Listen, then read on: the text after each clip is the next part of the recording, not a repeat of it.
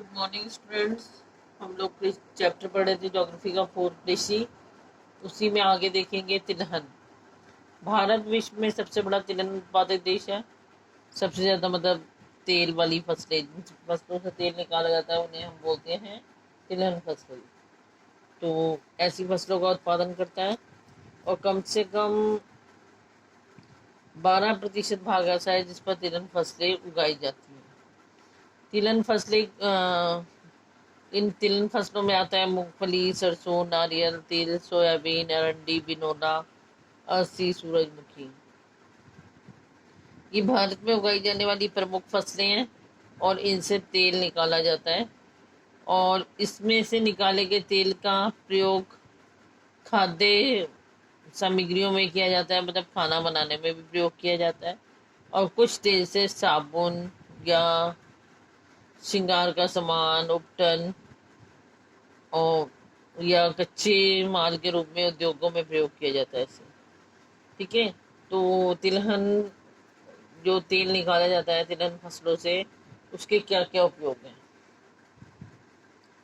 तो क्या किया जाता है, उस तेल का खाना बनाने में भी प्रयोग किया जाता है और कुछ तेलों का प्रयोग साबुन या श्रृंगार का सामान बनाने में किया जाएगा, कुछ का उपटन बनाने में और कुछ का कच्चे माल के रूप में।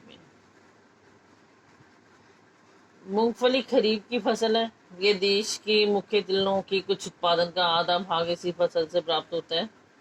आंध्र प्रदेश मूंगफली का सबसे बड़ा उत्पादक राज्य है। ठीक है, मूंगफली सबसे ज्यादा कहाँ उगाई जाती है, आंध्र प्रदेश के अंदर। इसके बाद तमिलनाडु, कर्नाटक, गुजरात और महाराष्ट्र दूसरे मुख्य उत्पादक राज्य हैं। कर्नाटक में, गुजरात में, महाराष्ट्र में भी मूंगफली उगाई जाती है। अलसी और सरसों रबी की फसलें हैं दोनों ही। और तिल जो है उत्तरी भारत में खरीफ की फसल है और दक्षिणी भारत में रबी की। ठीक है, देखिए तिल को जो है उत्तरी भारत में तो ये खरीफ की फसल ऋतु में बोया जाता है इसे। और दक्षिण भारत में हम देखेंगे तो इसे रबी की ऋतु में बोया जा रहा है। अरंडी खरीफ और रबी दोनों ही फसल ऋतुओं में बोया जाता है। अब अगर एक अरंडी का तेल आपने सुना होगा, जो अरंडी है वो रबी ऋतु में भी बोली जाती है और खरीफ ऋतु में भी। इसके बाद आती है चाय। चाय को हम पेय फसल के अंतर्गत काउंट करते हैं। चाय की खेती रोपण कृषि का एक उदाहरण है, क्योंकि हमने क्या कहा था, रोपण कृषि के अंदर क्या होता है, एक ही प्रकार की फसल बोई जाती है। यह एक महत्वपूर्ण पेय पदार्थ की फसल है जिसे शुरुआत में अंग्रेज भारत लाए थे। ठीक है, इसकी शुरुआत कितने की थी, अंग्रेजों ने चाय की। आज अधिकतर चाय बागानों के मालिक भारतीय हैं। चाय का पौधा उष्ण और उपोष्ण कटिबंधीय जलवायु, ह्यूमस और जीवांश युक्त गहरी मिट्टी तथा सुगम जल निकास वाले ढलवा क्षेत्रों में भली भांति उगाया जाता है। अब देखिए उन्होंने कहा कि चाय को कहाँ पर हम कैसे उगाते हैं। उन्होंने कहा उष्ण और उपोष्ण कटिबंधीय जलवायु चाहिए होती है इसे, और जिसमें ह्यूमस की मात्रा ज्यादा हो, जीवांश की मात्रा ज्यादा हो, ऐसी मिट्टी चाहिए। ठीक है, और ढलवा क्षेत्र चाहिए जहाँ पर वही पानी का निकास जो है भली भांति होता जाए।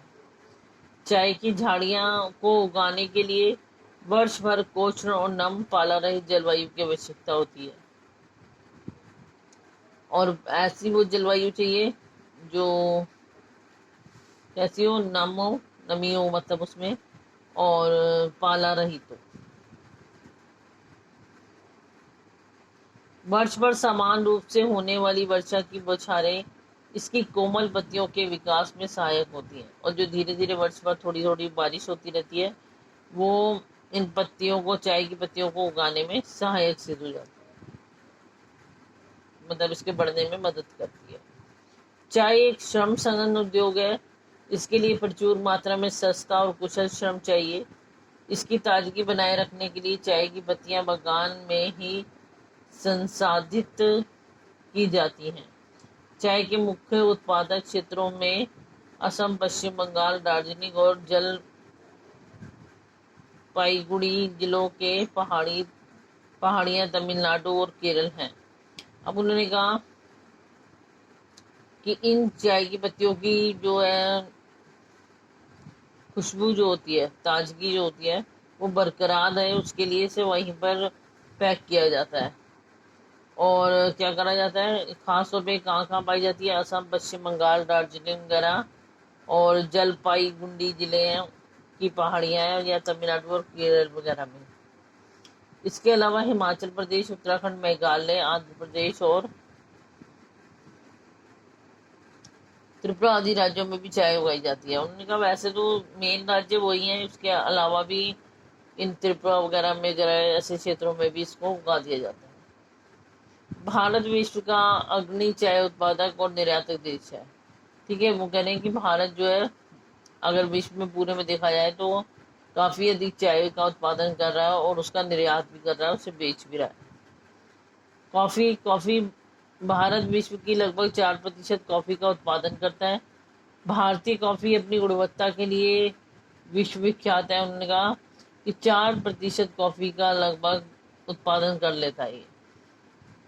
और ये जो कॉफी है काफी अच्छी मानी जाती है, अपनी इसमें इतने अच्छे गुण पाए जाते हैं कि उसके लिए ये पूरे विश्व में विख्यात हुई है।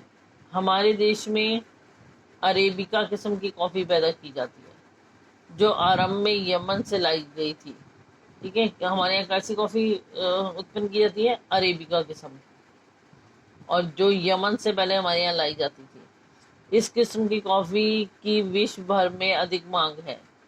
इसकी कृषि की शुरुआत बाबा बूदन पहाड़ियों से हुई थी और आज भी इसकी खेती नीलगिरी की पहाड़ियों के आसपास कर्नाटक, केरल और तमिलनाडु में की जाती है।